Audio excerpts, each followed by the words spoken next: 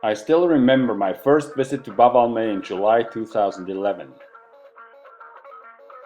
Our vehicle had to use a guide to drive towards indistinguishable features on the horizon, a lone tree or a sand dune, to direct us to a place more than 12 kilometers off the last known track in the desert sand.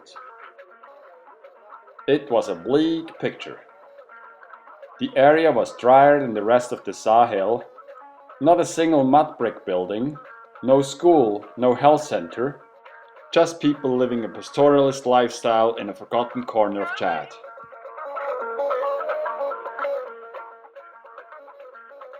Our team was warmly received.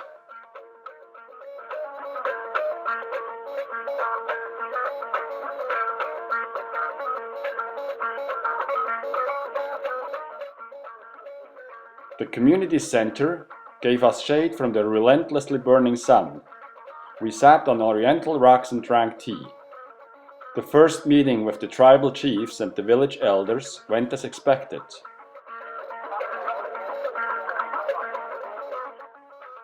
On one side, the representatives of a powerful humanitarian organization.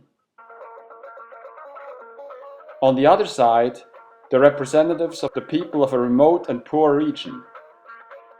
The expectation was that our organization would have the wonder cure for all the medical ills and the neglect people have been experiencing over years.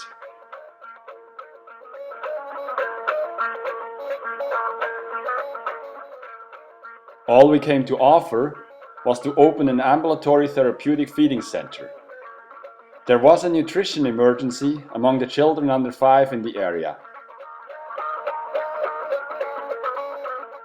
Once a week, a mobile medical team would arrive to assess, diagnose, and treat in the shade of a tree in the center of the village. Mothers with their sick children would have to ride on donkeys from the surrounding villages. I was impressed by the reaction of the men in Babalmé to our very limited offering to their expansive unmet community needs. When Chadian staff addressed the waiting mothers to inform them about the nutrition program, all the political and religious authorities stood behind us to show the strongest possible endorsement for the organization's intentions. One chef de village trained to work as a community health worker. He would be riding from village to village to do community mobilization, health education, and to screen the children for malnutrition. He dedicated 4 days a week to do outreach and was also helping out on clinic days.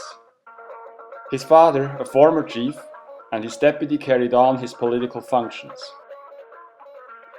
And what a response we got from the community. Within 2 weeks, we had more than 100 children enrolled in the program. Some of them needed to be transferred to intensive care in the regional center.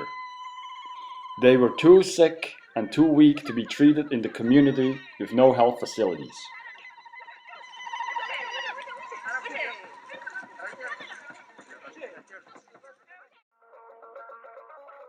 Within a month, we discharged the first children as cured, and the number of new admissions started to decrease. On the other hand, the number of requests for help from the community started to increase.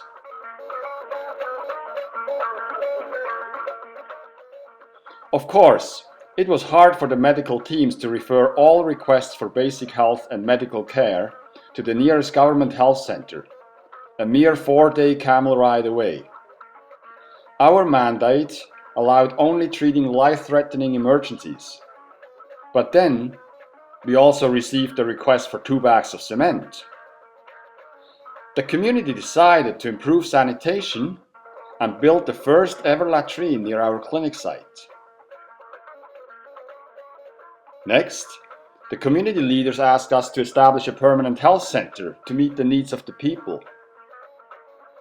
As a humanitarian organization that responds to medical emergencies, we don't have the capacities to sustain development work. So we lobbied the Ministry of Health to consider such a request.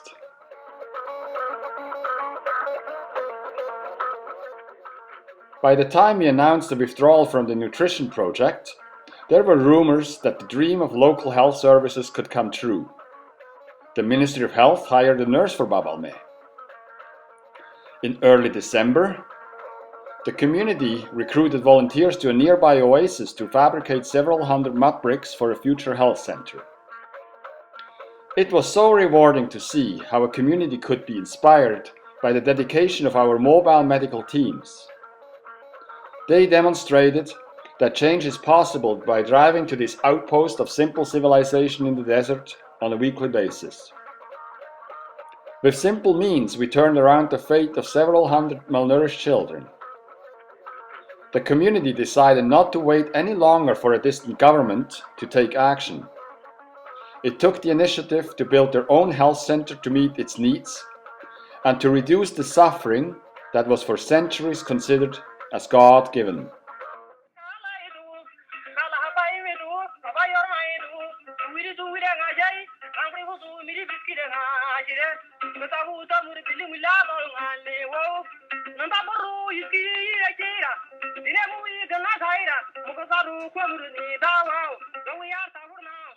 On my last visit, Babalmé looked so much greener than before.